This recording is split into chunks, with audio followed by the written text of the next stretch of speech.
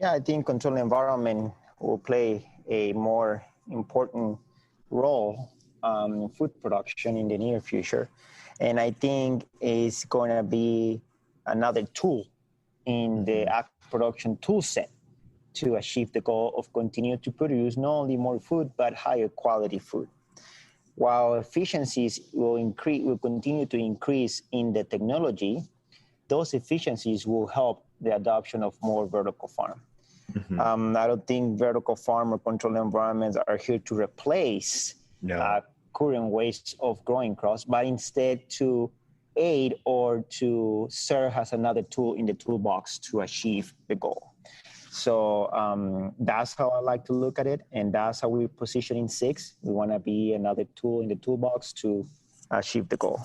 Absolutely, and I'm happy you say that these, sometimes speaking with people that are very impassioned within these fields, almost pitted against one another. You know, it's conventional ag versus new age ag, and I think that's a great way to potentially showcase what the future may look like. This is about working together. This is about agriculture. At the end of the day, it's about growing, and I think that these systems are all going to start to become more and more entwined. So that I really like your prediction there. John, same question for you.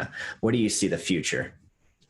You know, Carl, Ricardo and I have discussed this quite extensively.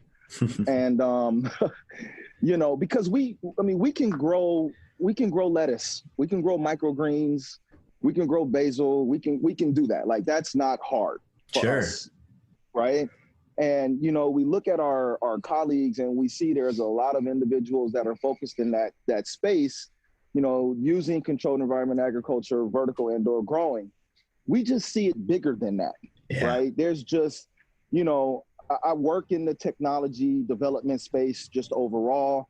And when you take technology and you apply it in certain spaces to benefit industries, markets, people, population, countries, you know, you have to look, I tend to look at it from a more broader perspective, okay? So when we look at controlled environment agriculture and we look at vertical indoor growing, my immediate thought is, you know, how can I impact, you know, $50 trillion agriculture industry throughout the world, right? And that's why when we think about it, we say that this should be able to help all growers, right? So, I mean, if I'm in Colombia or I'm in a Caribbean island that just had a hurricane and they need to get their fields replanted, you know, what's the easiest way for them to get new plants into the ground for them to serve the most people? You know, for us, it's not necessarily growing everything to fruition to actually, you know, provide the food, but we can grow millions of plants.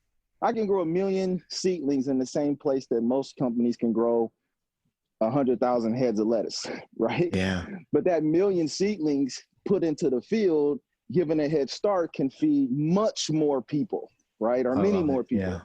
And that's how we look and see the future at this technology will not only service the lettuce and those opportunities, but it will also make a substantial impact on global agriculture and the ability to continue to service that population, the world's population.